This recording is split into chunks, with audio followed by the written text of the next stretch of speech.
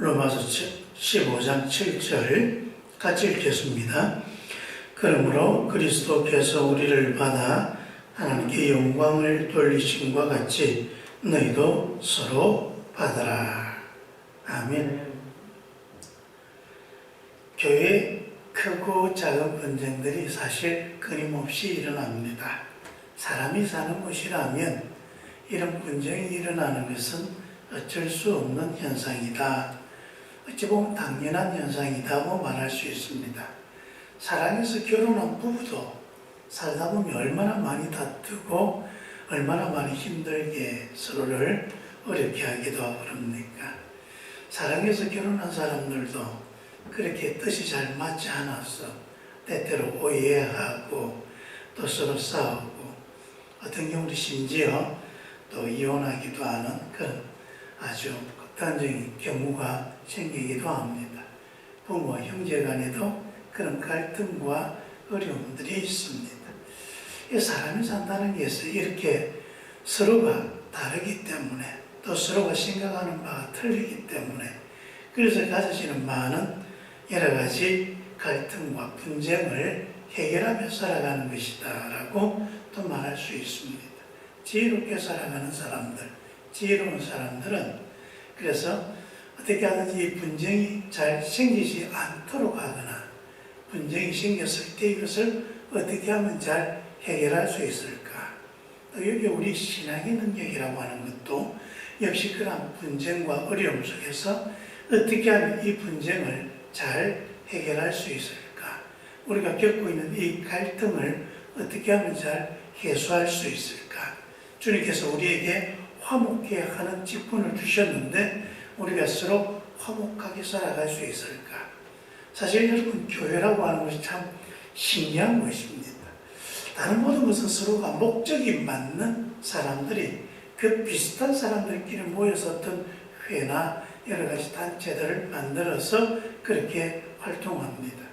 교회라고 하는 것은 오직 예수 그리스도의 은혜, 구원의 은혜 그 한 가지 그걸로 모든 사람들이 모이는 곳입니다.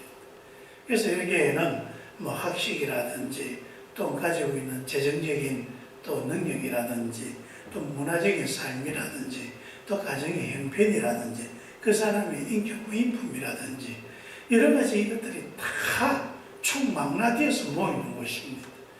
그래서 아주 가난한 사람도 있고 아주 부자인 사람들도 있고 또 아주 많이 배운 사람도 있고 그렇지 않은 사람도 있고 연세가 많은 분도 있고 아주 어린 사람도 있고 정말 어떻게 뭐 특별히 이렇게 모을 수 있는 그런 게 아니라 그냥 다 사람들이 오는 것입니다. 그렇다고 여기 왔을 때에 뭐 시험을 친다든가 특별한 다른 자기 기준을 가지는 게 아닙니다. 그저 와서 예배 드리면서 교회 등록하면 다 한 식구가 되어지고 그 사람은 하나님의 사람, 또 같은 우리 교회를 이루는 우리 같은 식구가 되어지는 것입니다. 이렇게 너무 다른 사람들이 너무 차이 나는 사람들이 한 곳에 모여서 예배하는데 여러분 거기 얼마나 많은 갈등과 어려움들이 있겠습니까? 저는 솔직히 목사로서 참 많은 시간 또 목회하면서 교회는 정말 신비로운 곳이다 그런 생각을 합니다. 그렇게 다양한 사람들이 모여가지고 오직 하나님의 그 은혜 하나로 이렇게 뭉쳐질 수 있고 이해될 수 있고 사랑할 수 있고 그러면서도 여러 가지 갈등이나 어려움들이 그렇게 크게 드러나지 않는 참 기적과 같은 일이다. 근데 여러분 이 기적 같은 속에서도 이 조그마한 사소한 것들이 이 갈등을 제대로 해결하지 못하면 이게 점점 큰 갈등이 되어지고 마침내 나중에는 서로 돌아올 수 없는 강을 건너서 교회가 분열되거나 여러 가지 큰 아픔을 겪게 되는 것을 볼 수 있습니다. 그래서 그 교회 분쟁을 가만히 보면요, 정말 아주 중요한 문제, 그런 큰 문제는 별로 없습니다. 대부분 다 사소한 문제, 그게 다 교인들 간에 가지고 있는 자존심, 이것이 서로가 갈등을 빚게 되어지고 그래서 그 때문에 서로 힘들어지는 것이죠. 예전에 교회 사이도 보면 여러 가지 많은 교회 분쟁들이 있는데 이게 조그만 교리적인 부분들 서로 그게 이해가 안 되어서 이해가 안 되면 서로 달라서 그런 것 같다. 나는 당신이 이해가 안 되고 당신은 내가 이해가 안 되니까 일단 좀 묵혀둡시다. 하나님께서 가르쳐 주실 때까지 우리 서로 좀 서로 용납하며 살아갑시다.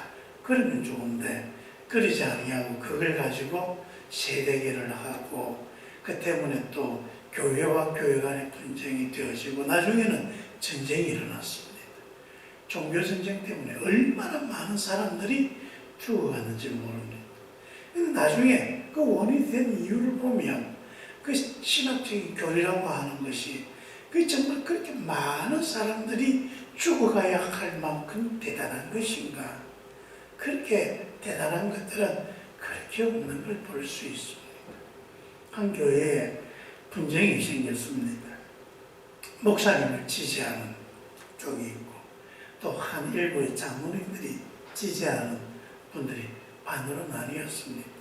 당위하다가 목사님과 장로들이 서로 갈등을 빚었고 서로 의견 대립되다 보니까 이 때문에 서로 감정이 상했습니다.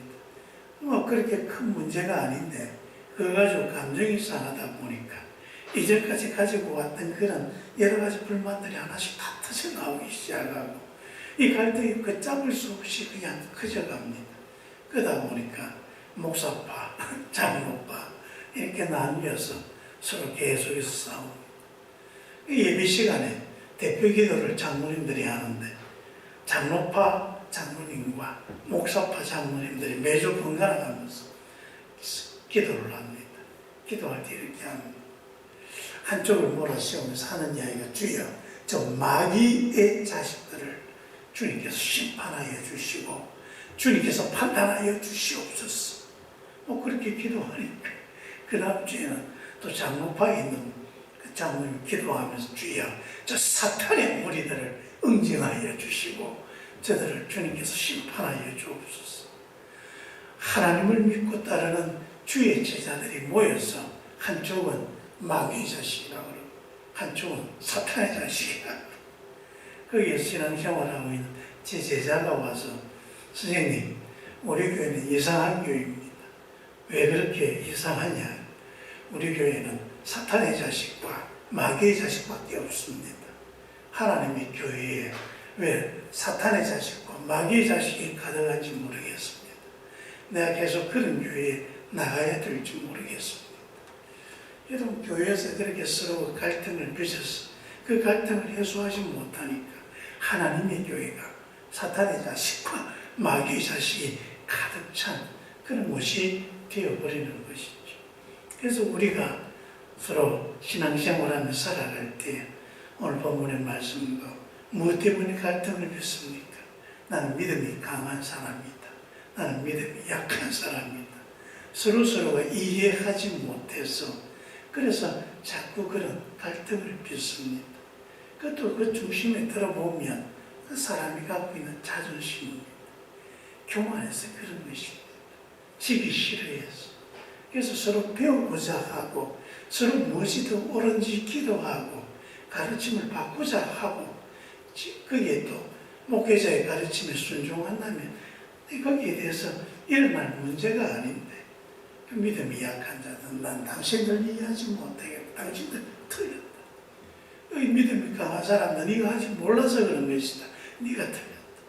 그래서 막 갈등을 맺으며 그러다 보니까 교회가 혼란스러워지고 또 그 때문에 서로의 믿음에 상처를 받게 되고 또 이로 인해서 교회를 떠나는 사람도 생겨지는 것이죠.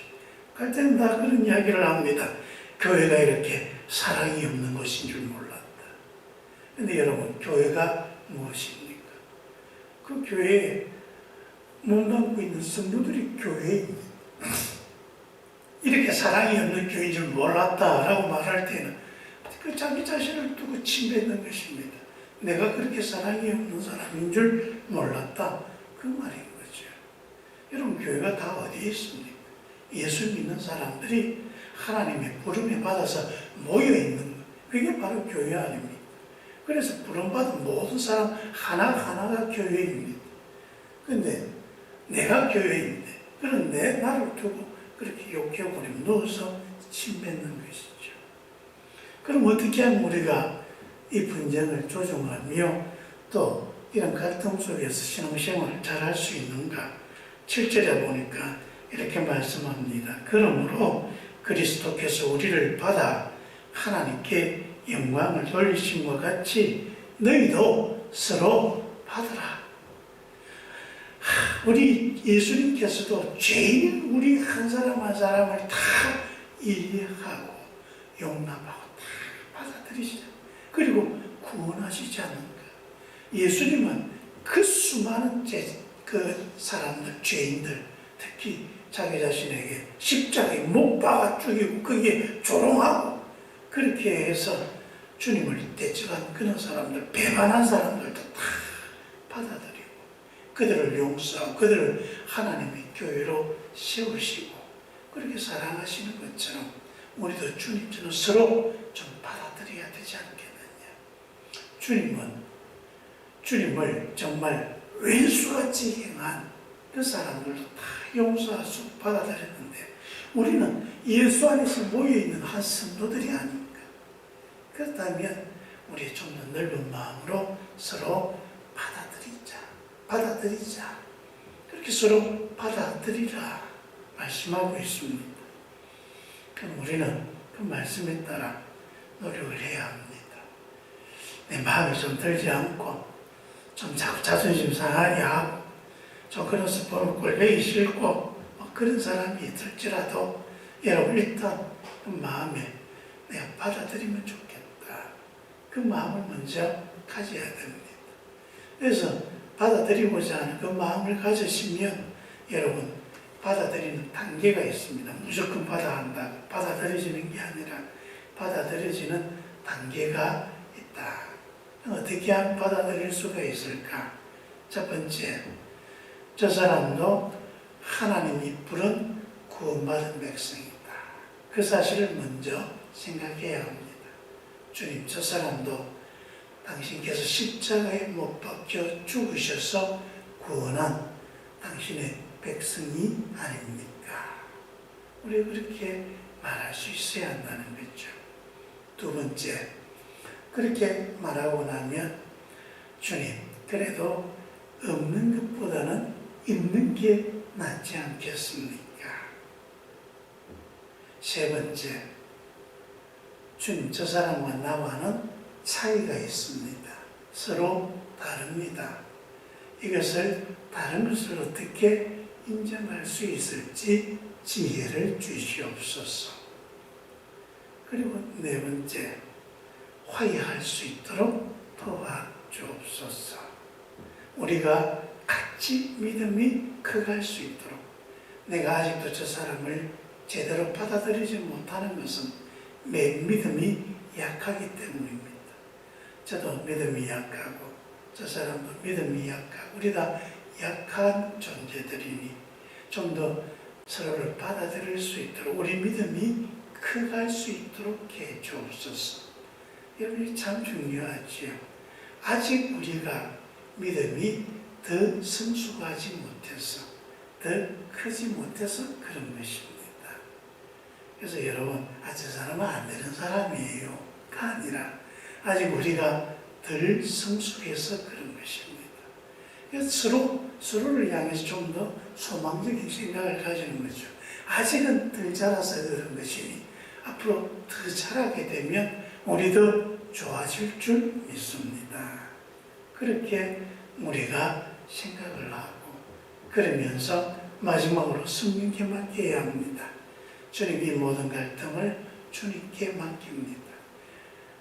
저 사람을 받아들일 수 없는 나의 감정, 나의 태도, 때로는 그로 인하여서 받아진 상처들, 이 모든 것도 다 주님께 맡기니 주님께서 다스려 주옵소서. 성령께서 다스려 주옵소서. 그리고 한마디 더 하시면 됩니다. 우리를 불쌍히 여겨 주옵소서. 그렇게 기도하면 여러분 어느 순간 성령께서 우리의 마음을 더욱더 포용력이 있는 큰 마음으로 만들어 주시고 마침내 받아들일 수 있다. 그렇게 우리에게 주님의 그 긍휼을 주십니다. 왠지 그 사람 생각하면 불쌍한 마음이 들고 잘 지냈으면 좋겠다는 그런 생각이 들고 어느새 나도 모르게 부드러운 말이 나오게 되어지고 그리고 보면 그저 함께 살아가는 것이지요.